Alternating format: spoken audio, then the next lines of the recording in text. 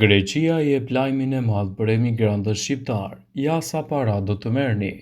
Ndihma e re prej 250 euro në Greqi do t'u jepet çdo nëntor pensionistëve dhe grupeve të tjera sociale në nevojë. Pagesa do të bëhet pa kërkuar aplikim nga përfituesit dhe ka të bëjë me 3 kategori kryesore. Kategoria e parë përfshin pensionistët me të ardhura të ulta për shkak të pleqërisë, të cilët duhet të kenë mbushur moshën 65 vjeçare. Kategorinë e dytë për familjet beqare ose me një person të ardhurat vjetore të tatueshme nuk do të kalojnë 14.000 euro ose ndër personat që nuk duhet të kalojnë 200.000 euro të pronave të tyre. Në kategorinë e tretë për personat e martuar ose çiftet me marrëveshje bashkëjetuese, kufiri i të ardhurave është vendosur 26.000 euro dhe prona 300.000 euro.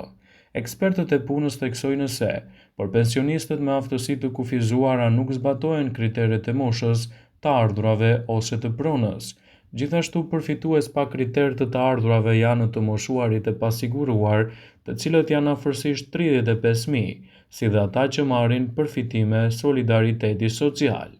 Përfitimi mbulon gjithashtu pensionistët absolut të aftësive të kufizuara, pensionistët publik që marrin përfitime të sëmundjeve ose pa aftësisë, si dhe prindërit kujdestar të fëmijëve me aftësi të kufizuara.